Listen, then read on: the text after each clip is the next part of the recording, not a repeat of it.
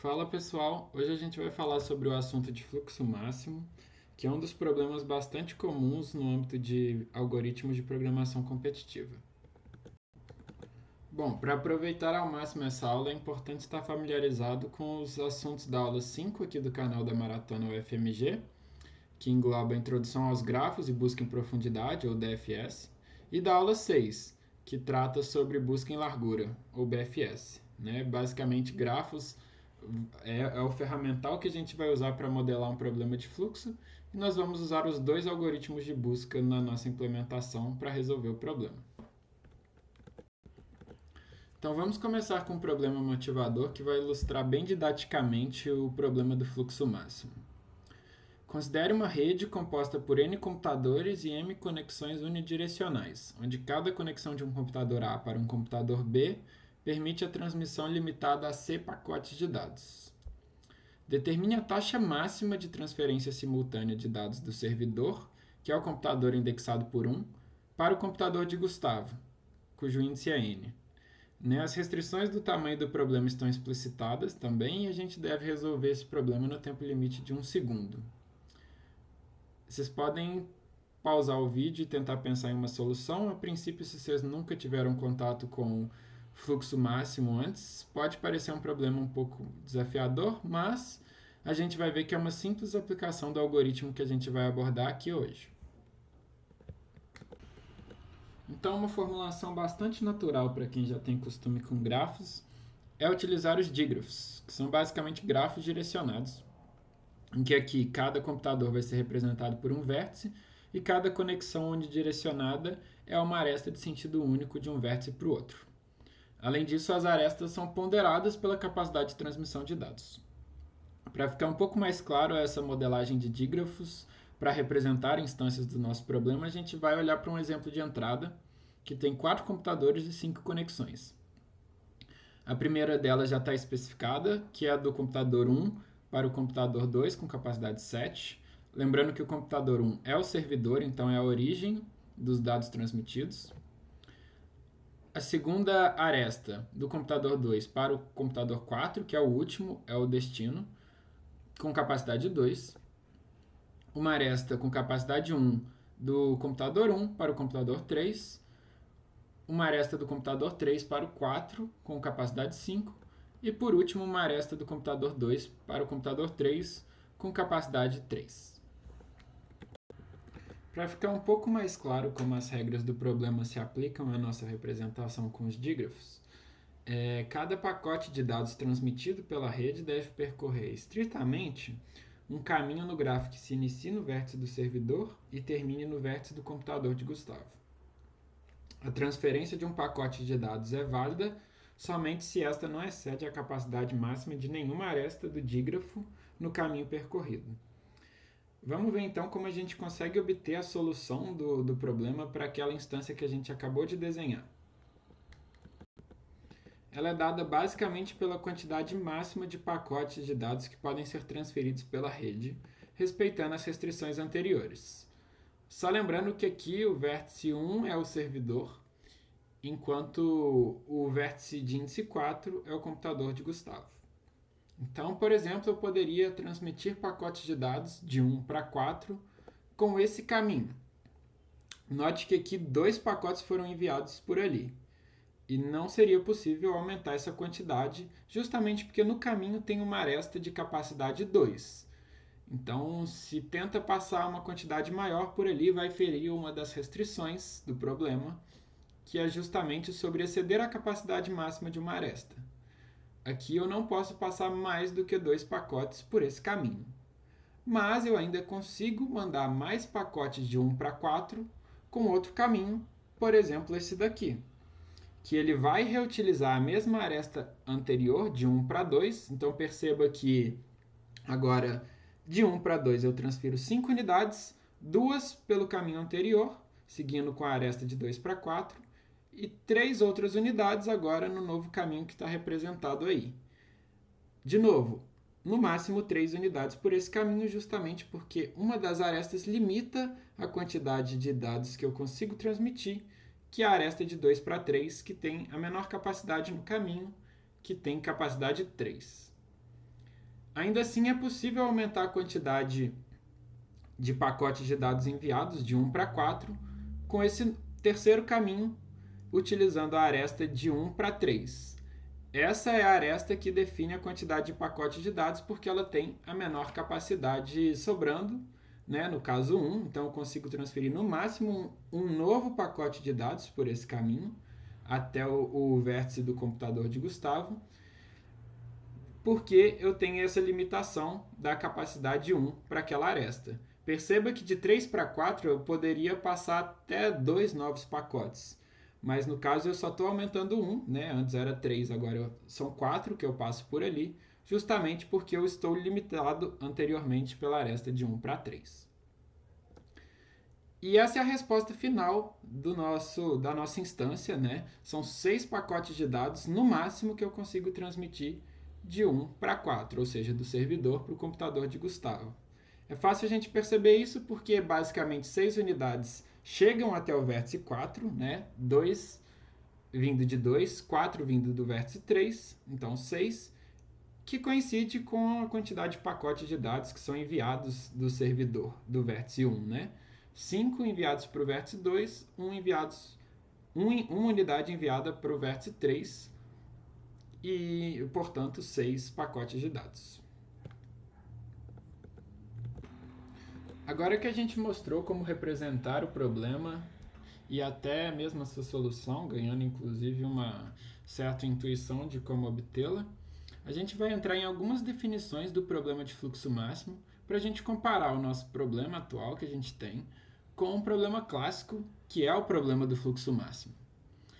Bom, a primeira definição é o conceito de rede, que é basicamente um dígrafo constituído por vértices e arestas, associado a uma função total de capacidade C, que para toda aresta do grafo atribui um valor natural, que é a capacidade daquela aresta. Além disso, a rede tem 2 vértices especiais, a fonte e o dreno, cujo objetivo é maximizar o fluxo transferido da fonte até o dreno. Geralmente a gente denota a fonte como S e o dreno como T. Outra definição é o fluxo propriamente dito, que também é uma função total que para cada aresta do dígrafo atribui um valor natural, correspondendo à quantidade de fluxo que é transmitida por aquela aresta. Essa função é especial porque ela deve satisfazer 2 condições. A primeira é que o fluxo em cada aresta não pode exceder sua capacidade, então o valor de fluxo para uma aresta deve ser menor ou igual à capacidade para aquela mesma aresta. E para todo vértice U, a menos da fonte do dreno, o fluxo que entra no vértice U é exatamente igual ao fluxo que sai de U. Essa condição a gente costuma chamar de conservação de fluxo. A gente meio que viu ela quando a gente estava construindo o exemplo, porque basicamente o fluxo só é gerado pela fonte, só é consumido pelo dreno. Então, o somatório da quantidade de fluxo que chega por arestas que entram no vértice U deve ser igual à quantidade de fluxo que sai por arestas que saem do vértice U. A observação aqui é notar, como eu já vinha dizendo, que o vértice fonte possui somente fluxo de saída, que ele é o responsável por gerar o fluxo, enquanto o vértice de dreno recebe apenas fluxo de entrada. Esse valor representa o total de fluxo que circula na rede e é o objetivo da maximização. Como eu já tinha destacado anteriormente, a quantidade de fluxo que sai do vértice de origem coincide com a quantidade de fluxo que chega ao vértice de destino, que é basicamente o montante total de fluxo que circula pela rede toda.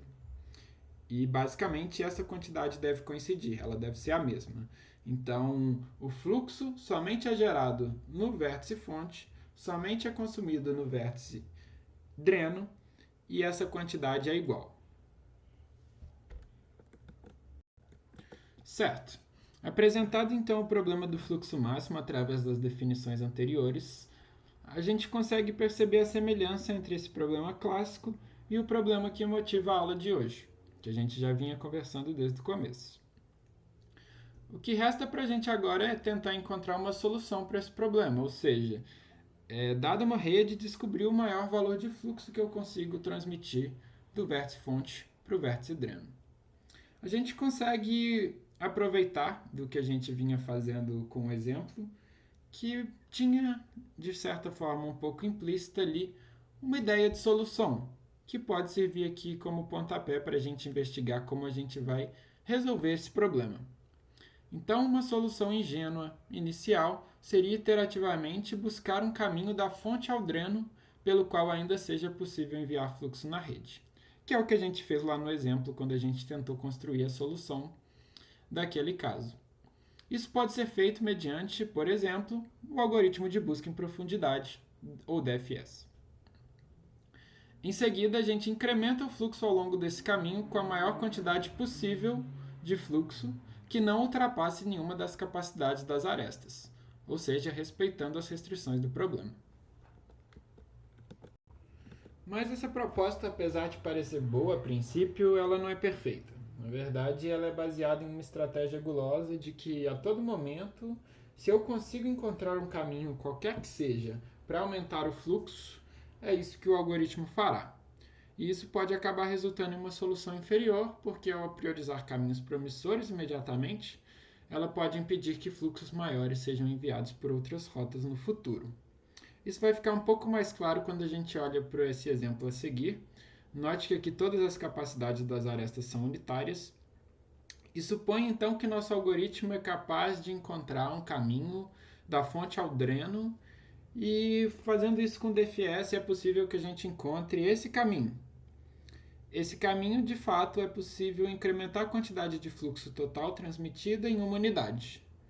Mas, depois disso, se o algoritmo tenta encontrar outro caminho do vértice 1 para o vértice 4, ele não vai conseguir, porque ele não pode usar as arestas saturadas, ou seja, que já esgotaram a sua capacidade de transmissão de fluxo.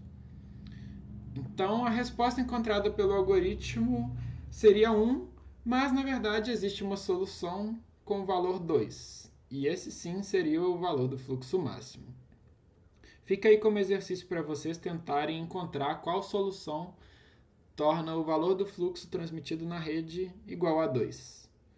O que importa aqui é que nossa solução ingênua tem um problema, né? Apesar do valor máximo ser 2, ela não consegue encontrar essa resposta e ela retorna 1. E basicamente, para a gente conseguir fazer essa solução funcionar, a gente precisa de algum mecanismo para desfazer uma decisão ruim, como foi nesse caso de encontrar um caminho que parecia promissor no início, que a gente conseguiria incrementar uma unidade de fluxo, mas que depois acabou atrapalhando, tornando qualquer outro caminho inválido, né? A gente não conseguiria chegar de 1 para 4 para poder passar mais fluxo. E nessa ideia de tentar implementar alguma forma de desfazer decisões ruins do algoritmo guloso, nós vamos introduzir um novo conceito de rede residual. Primeiro, definiremos a capacidade residual de cada aresta original como a capacidade original da aresta menos a quantidade de fluxo que passa por aquela aresta. Note que essa capacidade residual depende do estado do algoritmo, né? Ela pode mudar a cada iteração porque eu posso incrementar a função de fluxo naquela aresta a cada iteração. Por exemplo, se a função de fluxo for exatamente igual ao valor da capacidade, lembrando que a função de fluxo nunca excede a capacidade, então, supondo que ela seja igual, a capacidade residual daquela aresta é 0, ou seja, eu não posso passar mais nenhuma unidade de fluxo por meio daquela aresta. Mas, caso o fluxo transmitido por ali seja menor que a capacidade, então a capacidade residual naquele instante será positiva e é possível então incrementar o fluxo pela aresta, passando uma quantidade de fluxo. Mas o ponto-chave aqui é adicionar uma aresta no sentido inverso, de V para U, para cada aresta existente de U para V na rede original. A capacidade residual dessa aresta reversa é igual ao fluxo que já passa pela aresta original, que isso permite devolver o fluxo no sentido contrário em até essa mesma quantidade, né? Possibilitando cancelar ou ajustar o fluxo enviado anteriormente.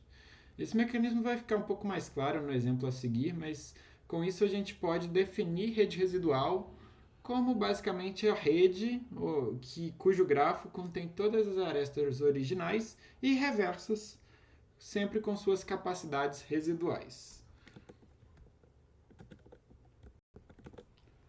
Com essa definição e a correção promovida pela introdução das arestas reversas na estratégia gulosa, que já já a gente vai ver um pouco melhor como, agora a gente vai apresentar o método de Ford-Fulkerson, que vai ser a solução final para o problema do fluxo máximo. Para formalizar um pouco melhor, agora a gente sempre vai trabalhar com a rede residual relativa ao estado atual do programa, modificando-a mediante a alteração da função de fluxo a cada iteração. Novamente, vamos buscar iterativamente por caminhos aumentantes no grafo, ou seja, um caminho do vértice da fonte até o vértice do dreno na rede residual, onde todas as arestas têm capacidade positiva, ou seja, é possível incrementar o fluxo por meio daquele caminho. Ao encontrar então um caminho aumentante, o fluxo é incrementado em todas as arestas desse caminho pelo valor de gargalo, isto é, a menor capacidade residual entre as arestas, ou seja, para que a gente não supere a capacidade máxima de nenhuma das arestas no caminho, aumentar pelo valor limite, que agora a gente chama de gargalo. Esse valor também é corrigido nas arestas do sentido reverso, atualizando a rede residual. Também veremos em breve como faremos isso. O processo vai se repetir até que nenhum caminho aumentante possa mais ser encontrado. Vamos então analisar com calma o mesmo exemplo anterior, que o nosso algoritmo guloso falhou, para entender melhor o método de Ford-Fulkerson. Perceba que o exemplo é o mesmo, a ilustração aqui está diferente justamente porque vamos aplicar o método de Ford-Fulkerson e, portanto, construir a rede residual, incluindo as arestas reversas para cada uma das arestas originais. As arestas reversas estão rastreadas e perceba que a capacidade residual delas, a priori, são todas zero, justamente porque a função de fluxo ainda não atribuiu nada e a capacidade residual de uma aresta reversa equivale ao valor de fluxo da aresta original correspondente. Isso porque a aresta reversa tem o papel de reverter o fluxo uma vez enviado pela aresta original. Agora veremos o que ocorre quando o método encontra exatamente aquele mesmo caminho aumentante que encontramos na solução gulosa. Então, a quantidade de fluxo transferida do vértice fonte para o dreno aumenta em 1, e todas as arestas no caminho aumentante encontrado vão ter o valor da função de fluxo aumentado em 1. Justamente 1 porque é o gargalo. Todas as arestas têm capacidade limitada a 1, então a capacidade mínima do caminho é 1, é o gargalo e, portanto, é a quantidade de fluxo que passaremos pelo caminho aumentante encontrado. Todas as arestas, então, modificadas para o valor de fluxo 1, isso impacta diretamente na capacidade residual das arestas reversas respectivas, justamente porque a capacidade residual delas agora também é 1, coincidindo com o valor de fluxo passado nas arestas originais.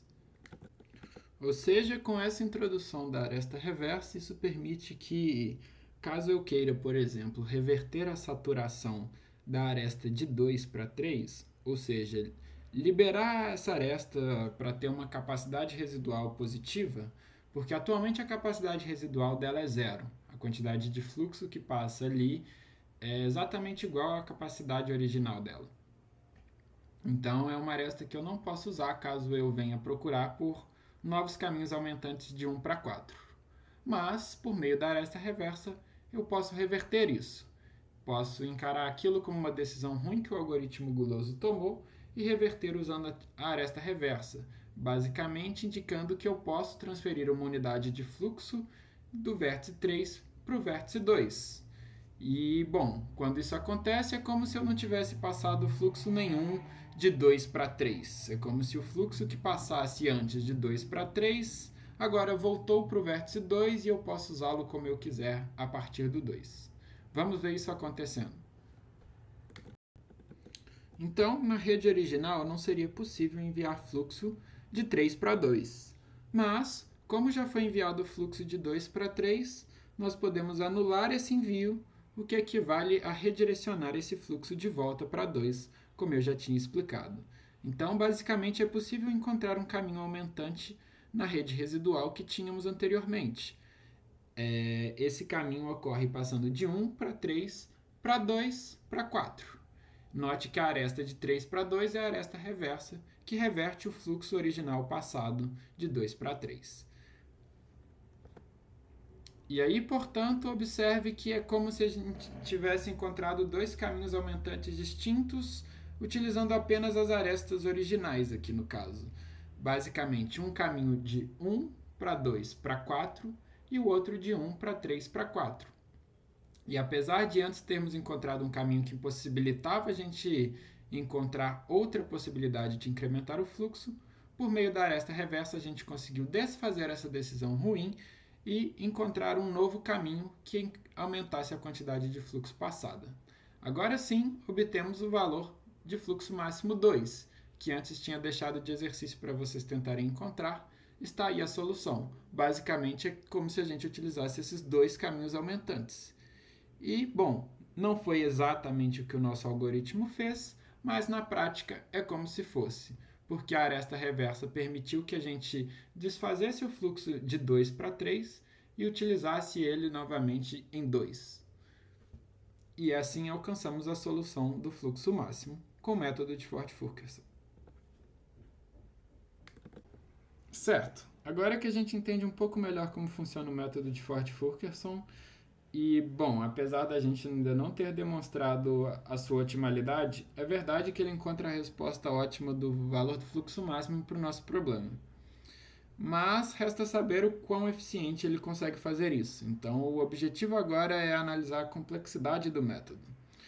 Para isso, vamos utilizar um teorema, que é o teorema do fluxo inteiro, que diz que se todas as capacidades da rede forem inteiras, então o valor do fluxo máximo também será um número inteiro. E existe um fluxo máximo tal que o fluxo em cada aresta também é inteiro. Esse não é um teorema muito difícil nem de visualizar, nem de demonstrar, então convido vocês a refletirem um pouco sobre ele. Em particular, o método de Ford-Fulkerson encontra um fluxo com essa propriedade. Agora, embora o método de Ford-Fulkerson não defina exatamente como encontrar os caminhos aumentantes, isso pode ser feito com DFS ou BFS, ambas com complexidade de tempo proporcional ao tamanho da rede. Aqui podemos considerar que o que domina é o tamanho do conjunto das arestas. Então, a cada iteração, rodando uma das duas buscas, o tempo é O de E, que é o número de arestas do grafo. Com capacidades inteiras, a gente pode aplicar o teorema do fluxo inteiro e perceber que o fluxo cresce ao menos uma unidade por iteração do método de Ford-Fulkerson. Basta perceber que as iterações acontecem enquanto é possível encontrar um caminho aumentante, e em um caminho aumentante precisamos pelo menos aumentar a quantidade de fluxo total em um valor inteiro positivo. O menor possível seria 1. A cada iteração, então, o fluxo cresce em ao menos uma unidade. Então, é fácil perceber que o número de iterações do algoritmo está limitado por f, onde f é o fluxo máximo. Tudo bem que quando a gente lê uma instância do problema, talvez a gente não saiba o valor de f, mas conseguiríamos limitar o tempo de execução em função da saída, ou seja, em função da resposta, do valor de fluxo máximo. Porque, no máximo, o algoritmo termina com f iterações, visto que a cada iteração, uma unidade é acrescida na resposta. Então, a complexidade final do nosso método seria algo como O de E vezes F, em que E o número de arestas da rede e F a resposta, o valor do fluxo máximo, que limita a quantidade de iterações do método. Para demonstrar que o método de fato funciona, utilizaremos a técnica de dualidade. Caso vocês não saibam do que se trata, recomendo que depois deem uma pesquisada, mas garanto que a explicação aqui trará toda a intuição necessária. Para isso, definiremos um novo problema clássico, que é o problema do corte mínimo, que, bom, utiliza da definição seguinte. Um corte ST nada mais é do que uma partição dos vértices de uma rede de fluxo em dois conjuntos, de modo que um conjunto inclui a fonte e o outro inclui o dreno. A capacidade de um corte entre ST é definida como a soma das capacidades das arestas do lado da fonte do lado do dreno. O corte mínimo é aquele que tem a menor capacidade possível. Teremos no próximo slide um exemplo para elucidar um pouco melhor o problema do corte mínimo, mas o importante para a gente, de fato, é o teorema a seguir que aplica a dualidade, que é o teorema do Max-Flow-Minkut, que nos diz que não podemos enviar mais fluxo de S para T do que a capacidade de qualquer corte ST. Isso também não é tão difícil de se convencer, basta considerar um corte arbitrário e entender que a capacidade desse corte é a quantidade máxima que eu consigo transferir da partição onde está S para a partição onde está T. Como S é o vértice fonte, ele gera o fluxo, e T é o vértice dreno que consome o fluxo, então a capacidade do corte meio que é um limite superior para quanto de fluxo eu consigo passar de S para T. Ou seja, o fluxo total da rede deve ser menor ou igual à capacidade de qualquer um dos cortes que eu escolher. Ou seja, qualquer partição que eu fizer dos vértices em que a primeira está S e a segunda está T, a capacidade daquele corte deve ser maior ou igual ao fluxo máximo da rede. Portanto, o fluxo máximo é então limitado pela capacidade do corte mínimo. Ainda, o teorema afirma que o fluxo máximo deve ser igual à capacidade do corte mínimo. Para quem já ouviu falar de dualidade, isso quer dizer que a dualidade entre esses dois problemas é forte. Mas, para efeitos práticos, bom, o que isso quer dizer é que todo fluxo em uma rede não pode ultrapassar a capacidade de nenhum corte que separe a fonte do dreno. Ou seja, o valor do fluxo é sempre limitado pelo valor de qualquer corte, como a gente já viu, e por isso, se conseguimos encontrar um fluxo em um corte que tem exatamente o mesmo valor, isso garante que não é possível nem aumentar o fluxo, nem diminuir o corte, provando que ambos são ótimos. E é exatamente isso que garante a otimalidade do método de Ford-Fulkerson, porque após calcular o fluxo máximo utilizando o método, um corte mínimo é facilmente obtido dado pelos vértices alcançáveis a partir da fonte no grafo residual e o restante para a partição do dreno. Uma vez que o valor de fluxo obtido coincide com a capacidade desse corte, que é dado pela capacidade das arestas saturadas pelo fluxo que circula na rede, então, temos um corte com a mesma capacidade do valor do fluxo obtido e a otimalidade do método é então garantida. Vamos ver o exemplo. Observe que esse foi o primeiro exemplo do problema motivador e lá atrás já teríamos descoberto que o valor do fluxo máximo para essa instância é 6. Poderíamos ter rodado o método de Ford-Fulkerson nessa rede e encontrado a seguinte atribuição dos valores de fluxo para as arestas. Agora gostaríamos de enxergar o corte mínimo com o mesmo valor de fluxo máximo obtido, ou seja, 6, utilizando a estratégia mencionada anteriormente de incluir na partição de S, ou seja, do vértice fonte, os vértices alcançáveis a partir de arestas não saturadas, ou seja, com capacidade estritamente positiva no grafo residual. Se fizermos isso, o único vértice alcançável a partir da fonte é o vértice de índice 2, e a partição fica definida da seguinte forma. A partição que contém S contempla os vértices 1 e 2, enquanto a partição que contempla T, além do vértice T, que é indexado por 4, também contém o vértice de índice 3. Note que aqui a capacidade desse corte é exatamente 6. Basta somar as capacidades das arestas que saem da primeira partição e chegam à segunda. 1 mais 3 mais 2, 6, que é o valor do corte, que é mínimo justamente porque coincide com o valor do fluxo encontrado, que também é máximo, pelo teorema anterior.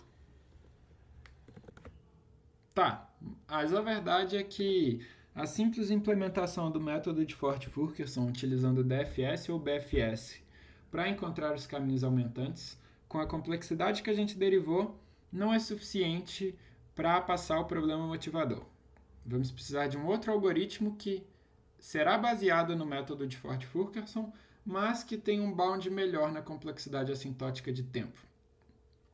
A forma como que vamos encontrar os caminhos aumentantes é mais eficiente e assim será possível obter uma solução que vai passar no problema. E para apresentar um novo algoritmo que se adequa ao tempo limite do problema proposto, vamos introduzir uma nova definição, que é a de rede em camadas, que é obtida de uma rede G calculando para cada vértice o seu nível, que é a menor distância em número de arestas da fonte até o vértice, usando, claro, apenas arestas com capacidade positiva na rede residual, ou seja, arestas que ainda não foram saturadas pela atribuição de fluxo. Então, mantém-se na rede em camadas apenas as arestas em que o nível do vértice de origem é exatamente 1 a menos que o nível do vértice de destino. Isso significa que todo movimento na rede sempre avança para um vértice de nível 1 unidade a mais, impedindo a formação de ciclos e garantindo que a rede resultante seja acíclica. Outra definição importante é de fluxo de bloqueio, que em uma rede G é uma atribuição de fluxo para a qual todo o caminho da fonte até o dreno contém pelo menos uma aresta saturada por esse fluxo. Ou seja, não existe no gráfico residual um caminho de S até T. Observe que este não é necessariamente máximo. Já vimos um exemplo disso nessa aula, convido vocês a refletirem sobre. Mas o algoritmo de Diniz é executado em fases, e em cada fase constrói-se a rede em camadas a partir da rede residual de G, e nela encontra-se um fluxo de bloqueio somado ao fluxo total. Vamos agora exemplificar o algoritmo de Diniz. Perceba que o primeiro passo é construir a rede em camadas, que está destacada em azul. Observe que uma das arestas não foi inserida na rede em camadas, justamente por conta dos níveis não respeitarem a regra. O nível do vértice 4 nesse grafo é 2, justamente porque é possível alcançá-lo a partir do vértice 1, utilizando duas arestas com capacidade positiva na rede residual, e o mesmo para o vértice 6, cujo nível também é 2. Para que a aresta de 4 para 6 fosse incluída, era preciso que, de 4 para 6, o nível fosse aumentado em uma unidade, que não é o caso. Agora utilizaremos o método de Ford-Fulkerson, ou seja, procuraremos por caminhos aumentantes na rede em camadas, logo considerando apenas as arestas azuis, até que seja atingido um fluxo de bloqueio. O único caminho existente entre 1 e 6 nessa rede é exatamente o que está apresentado, que permite aumentar o fluxo transferido em uma unidade. Depois disso, temos um fluxo de bloqueio. Não é possível, a partir do vértice fonte, alcançar o dreno, usando arestas da rede em camadas com capacidade positiva no gráfico residual, ou seja, que não estão saturadas. Agora é preciso executar uma segunda iteração do algoritmo de Diniz, ou seja, construir novamente a rede em camadas. Perceba que ela é diferente da iteração anterior. A aresta que antes foi excluída agora é considerada, justamente porque o nível do vértice 6 passa a ser 3, enquanto o nível do vértice 4 continua sendo 2. Isso porque a aresta de 2 para 6 não pode mais ser utilizada, pois já foi saturada. Com isso, encontramos um novo caminho aumentante que possibilita incrementar o montante de fluxo transferido em mais uma unidade. Depois disso, o fluxo de bloqueio se instaura na rede em camadas e a iteração se encerra. E não é possível alcançar o vértice dreno a partir do vértice fonte nesse cenário. Então, não é possível construir o grafo em camadas novamente e o algoritmo de Diniz se encerra, tendo encontrado o fluxo máximo no valor de 2. E bom, como acabamos de ver, o algoritmo termina quando em uma certa fase o grafo de nível ou rede em camadas não contém caminho entre S e T. E para provar a otimalidade do algoritmo de Diniz, a gente vai recorrer ao método de Ford-Fulkerson, que é utilizado aqui também, né? Quando a gente constrói a rede em camadas ou o grafo de nível, a gente procura pelos caminhos aumentantes utilizando a lógica de Ford-Fulkerson, das arestas reversas também. Então, aqui, para a gente demonstrar a otimalidade, basta a gente verificar que, por construção, o grafo de nível contém apenas as arestas da rede residual, que vão do nível I para o I mais 1. Logo, se não existe caminho entre a fonte e o dreno no grafo de nível, então não existe caminho residual entre S e T. E pelo critério de Ford-Fulkerson, não há aumento possível, ou seja, não existe caminho aumentante e o fluxo é máximo. Beleza, agora para derivarmos a complexidade assintótica do algoritmo de Diniz, precisaremos de um resultado importante. O lema aqui diz que a cada fase do algoritmo, o nível do vértice t sempre aumenta. Por quê? Na fase i mais 1, o caminho mais curto de S até t pode usar dois tipos de arestas, ou arestas que já existiam no grafo residual da fase anterior, ou arestas reversas criadas pelo envio de fluxo de bloqueio também da fase i. Só que a presença dessas arestas reversas andam para trás na numeração de níveis, porque os caminhos aumentantes que a gente encontra sempre são crescentes nos níveis, e as arestas reversas são o contrário, ou seja, elas aumentam o comprimento do caminho caso eu queira alcançar o vértice do dreno numa iteração posterior. Por isso, o nível de t na fase i mais 1 é sempre maior ou igual ao nível de t na fase i. Agora, se por acaso os dois níveis fossem iguais, isso significaria que ainda existiria um caminho mínimo residual na fase anterior que não foi saturado pelo fluxo de bloqueio, o que é uma contradição, já que a fase termina justamente quando não resta nenhum caminho desse tipo. Agora vamos lá. Pelo lema anterior, concluímos que há odd número de vértices de fases do algoritmo, pois o nível de t cresce a cada iteração e até no máximo o tamanho do conjunto de vértices. Não dá para o menor caminho ser maior do que isso. E a cada iteração, o fluxo de bloqueio pode ser encontrado por DFS no grafo de nível depois de ser construído para adicionar fluxo enquanto possível. Agora, um truque importante é que para evitar repetir arestas já saturadas a cada busca, é possível manter para cada vértice um ponteiro para a próxima aresta que ainda pode ser usada.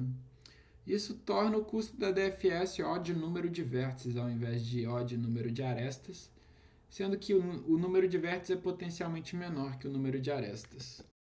Então resta estimar quantas DFS são executadas por fase.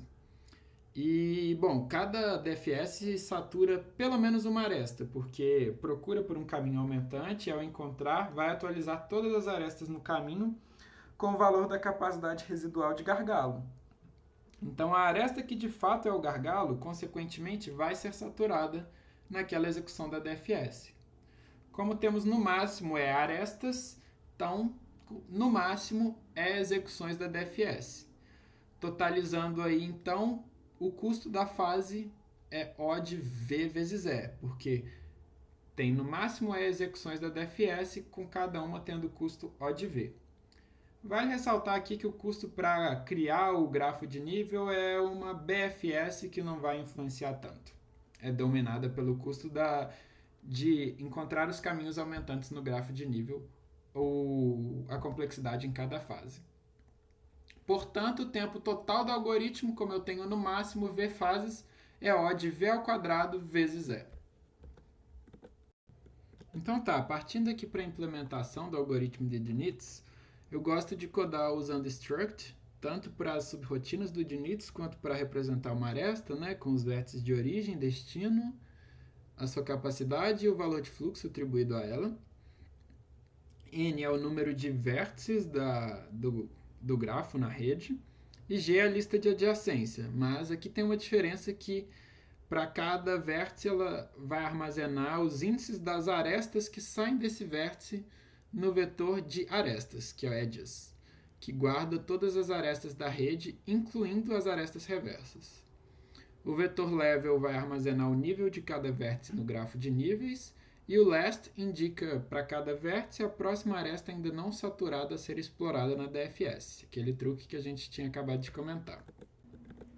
E para criar uma aresta na rede, usamos este procedimento que adiciona tanto a aresta real de U para V com capacidade W, quanto a aresta reversa no grafo residual com capacidade 0. Ambas começam com fluxo igual a 0. E na lista de adjacência, nós armazenamos o índice que a aresta terá no vetor edges, usando o tamanho atual desse vetor. E aí dá para reparar que, por convenção, as arestas reais vão receber índices pares e as reversas índices ímpares, sempre sendo o número imediatamente seguinte. Isso permite acessar a aresta oposta de forma bastante simples, que basta inverter o bit menos significativo do índice. E aí vale a pena você se convencer do porquê isso funciona. Em seguida, temos uma implementação bem simples de uma busca em largura para separar os vértices em níveis. No começo, reinicializamos a atribuição dos níveis e dos ponteiros usados na DFS. Isso é importante para você passar novamente a considerar todas as arestas na busca pelos caminhos aumentantes nessa nova iteração do algoritmo de Diniz. E inicializamos os níveis a partir do 1 para o vértice fonte. Ali, note que durante a BFS somente são consideradas as arestas com capacidade residual positiva, dado pela diferença entre a capacidade original e o fluxo atribuído àquela aresta. E o retorno da BFS é se houve alguma atribuição para o nível do vértice dreno, ou seja, ele foi alcançado, porque caso ele não seja alcançado, o algoritmo como um todo irá se encerrar. Agora, a DFS é um pouco mais complexa, então vamos com calma. Ela é implementada de forma recursiva e, além de indicar o vértice atual da busca, ela recebe como parâmetro a capacidade de gargalo do caminho. Corresponde à menor capacidade residual das arestas percorridas até o momento. O caso base ocorre quando o vértice atual é o dreno, encerrando o caminho e retornando a quantidade de fluxo incrementado, que é equivalente ao valor do gargalo. Daí, em seguida, a DFS itera pelas arestas desde a última percorrida para aquele vértice, nessa etapa do algoritmo de Diniz, que está indicada pela posição no vetor leste. E daí uma aresta só será considerada se tiver capacidade residual positiva e levar a um nível seguinte na rede em camadas, que dá para verificar com o auxílio do vetor level construído pela BFS. A capacidade da aresta é então comparada com a menor encontrada até o momento para determinar o gargalo na chamada recursiva, e após isso, caso o fluxo seja transmitido, a DFS atualiza o fluxo na aresta para modificar a rede residual e decrementa o fluxo na aresta oposta, o que funciona mesmo se a aresta do caminho for uma aresta reversa de alguma original, e encerra a busca por aquele caminho. Como a capacidade da aresta reversa é zero, a capacidade residual é sempre calculada como capacidade original menos o fluxo atual. Então, atualizar o fluxo da aresta reversa para um valor negativo, como é o que ocorre, funciona corretamente. É exatamente o que a gente esperava para obter a capacidade residual com essa fórmula, Porque vai ficar menos o fluxo e aí vai ficar certinho se tem capacidade para passar fluxo por aquela aresta que é uma aresta reversa. Daí o valor de fluxo é retornado e é então usado para incrementar o fluxo máximo. E a DFS deixa de explorar outros caminhos enquanto houver um caminho aumentante válido, ela já encerra a busca e continua numa próxima chamada. E com isso, computar o valor do fluxo máximo fica bem tranquilo. A princípio, a gente só vai inicializar toda a função de atribuição de fluxo para todas as arestas como zero, para garantir a segurança ali do procedimento, porque vai que esse método já foi chamado anteriormente, ou a rede foi modificada, enfim.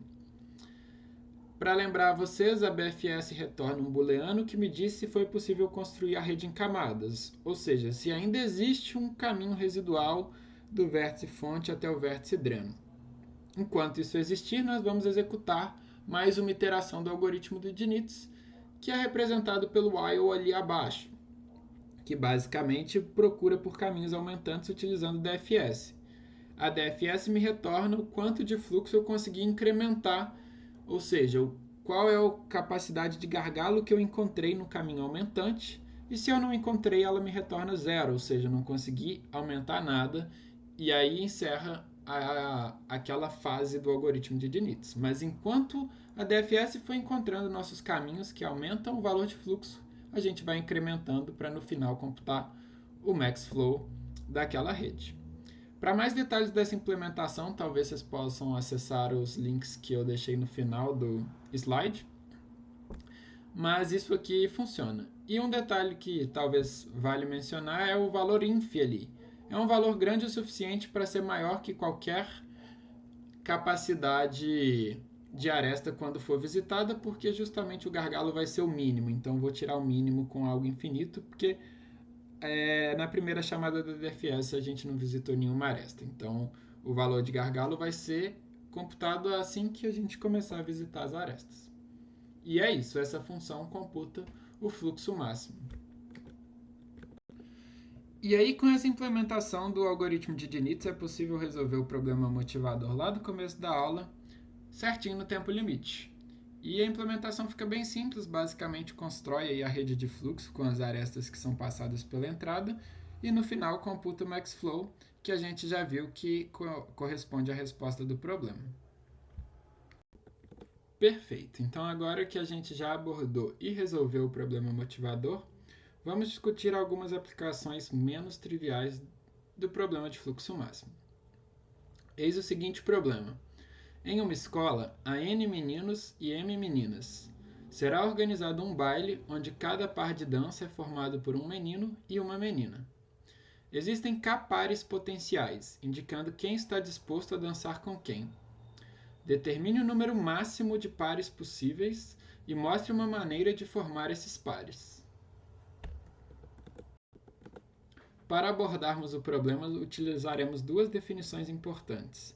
A primeira, de emparelhamento ou matching, que é um conjunto de arestas em que as arestas não compartilham vértices em comum entre si. O emparelhamento máximo é um emparelhamento com o maior número possível de arestas. E a segunda, que diz respeito quando um grafo é bipartido, que se caracteriza quando seu conjunto de vértices V pode ser dividido em dois subconjuntos disjuntos U e W, tais que toda aresta no grafo conecta um vértice de U a um de W. Vamos então discutir um exemplo de entrada do problema para ver como esses conceitos se aplicam. Basicamente, iremos procurar por um emparelhamento máximo em um grafo bipartido para resolver o problema. Note que nesse caso existem 3 meninos, representados por vértices da primeira partição, da cor azul, e 2 meninas, representadas por vértices da cor laranja, da segunda partição. A aresta aqui entre um menino e menina indica a viabilidade, a possibilidade de formarem um par para o baile. Então, o primeiro menino aceitaria formar um par com a primeira menina e também com a segunda, já o segundo menino somente com a primeira. E a mesma coisa para o terceiro menino. Então, o objetivo aqui é encontrar um emparelhamento máximo nesse grafo para responder o problema, porque ele vai me dar exatamente o número máximo de pares que eu consigo formar para essa entrada. Perceba que a definição de emparelhamento é bastante válida aqui. Cada aresta representará um par escolhido e, um mesmo vértice não pode estar em 2 pares escolhidos diferentes. Cada menino só pode formar um par, cada menina só pode formar outro par. E a gente quer encontrar o maior número possível. E para isso, a gente pode resolver esse problema de emparelhamento máximo em grafos bipartido com uma modelagem de fluxo como a seguinte. E aí, para explicar essa formulação, que encontra o matching máximo em grafos bipartidos como um problema de fluxo máximo, nós começamos adicionando 2 vértices especiais, uma fonte e um dreno. A fonte se conecta a todos os vértices de um dos lados do grafo bipartido, por exemplo, aí no caso os meninos, e o dreno vai receber conexões de todos os vértices do outro lado, as meninas no caso. As arestas entre os meninos e as meninas correspondem às mesmas do grafo original e todas as arestas, tanto as do grafo bipartido quanto as que ligam a fonte e o dreno, recebem capacidade 1, garantindo que cada vértice só possa participar de um único par, como a gente gostaria. Com essa construção, qualquer fluxo que percorre do nó fonte até o dreno representa um conjunto de pares válidos para o problema. Porque cada caminho unitário passando pela fonte, por um menino, depois por uma menina e chegando ao dreno, é um par do matching. E aí, como as capacidades limitam cada vértice a ser usado apenas uma única vez, não vai ter sobreposição entre os pares de um mesmo menino ou de uma mesma menina, e aí isso garante que cada caminho vai ser um par único. Então, o valor do fluxo máximo coincide com o tamanho do matching máximo do grafo bipartido, E as arestas com fluxo unitário entre meninos e meninas indicam exatamente quais pares devem ser formados. E bom, aqui a implementação dessa modelagem o principal problema aqui é a aritmética de índices, então, bom, cada um pode fazer do seu jeito. O que eu faço é que o vértice fonte tem índice 0 e o vértice dreno tem o último índice, n mais m mais 1, porque o número de vértices no grafo é n mais m mais 2. E aí, bom, os vértices da primeira partição são indexados de 1 até n, enquanto os da segunda partição são indexados de n mais 1 até n mais m. E aí, com isso, a gente fica fácil de incluir as arestas. Obviamente, a gente está usando a implementação do Diniz, que a gente já viu anteriormente. E com isso, só computar o fluxo máximo, que vai coincidir com o valor do matching máximo no grafo bipartido de entrada. E aí, para imprimir quais são os pares, basta a gente iterar pelas arestas e ver quais delas são saturadas e que não contêm a fonte ou o dreno, que são vértices artificiais colocados ali. A gente quer saber os pares de meninos e meninas. Tá, ok. Então, para o primeiro problema era isso. E veremos uma segunda aplicação com um novo problema cujo enunciado é: existem N tipos diferentes de vodkas e M categorias, em que cada vodka J tem um custo CJ e cada categoria I é constituída por um subconjunto de vodkas e tem um benefício BI. Um benefício só é obtido se todas as vodkas da categoria forem compradas. Um parênteses aqui: se faltar alguma delas, você não obtém o benefício daquela categoria. Tem que ser estritamente todas. Uma mesma vodka pode pertencer a várias categorias, e o objetivo é escolher um conjunto de vodkas que maximize a soma dos benefícios obtidos menos a soma dos custos das vodkas compradas. E esse problema será modelado também como um problema de fluxo máximo. Então, para isso, novamente teremos dois vértices artificialmente inseridos, a fonte e o dreno. Um vértice para cada vodka e um vértice para cada categoria. As vodkas serão ligadas a partir da fonte com capacidade igual ao custo de cada vodka. Então, poderemos ver aqui o exemplo da entrada. A vodka 1 tem custo 50, a 2 tem custo 200, a 3 tem custo 50 e a 4 tem custo 130. Enquanto isso, cada categoria vai se ligar ao dreno com uma aresta de capacidade igual ao benefício da categoria, e todas as vodkas que pertencem àquela categoria vão se ligar à categoria com arestas de capacidade infinita. No programa, iremos representar infinito como um valor grande o suficiente. Então, por exemplo, a primeira categoria tem benefício 70 e envolve as vodkas de índice 1 e 2. Já a segunda categoria envolve as vodkas 2 e 3 e tem benefício 260. E a terceira e última categoria tem benefício 120 e envolve as vodkas 3 e 4. Bom, aqui já estamos computando o valor do fluxo máximo nessa rede, que é igual a 420, mas que, ao contrário do problema anterior, esse valor não coincide com a solução do nosso problema. O interessante aqui a se observar é o corte mínimo. Claramente, a capacidade do menor corte deve ser 420 e as arestas que o compõem estão destacadas em negrito. É importante perceber que as arestas que ligam uma vodka a uma categoria nunca farão parte desse corte, porque tem capacidade infinita, então nunca serão saturadas, sempre será possível utilizá-las para encontrar um caminho na rede. Tá, então o valor do fluxo máximo ou corte mínimo não é a resposta para o meu problema. Então, como eu posso utilizar essa modelagem para alcançar minha solução?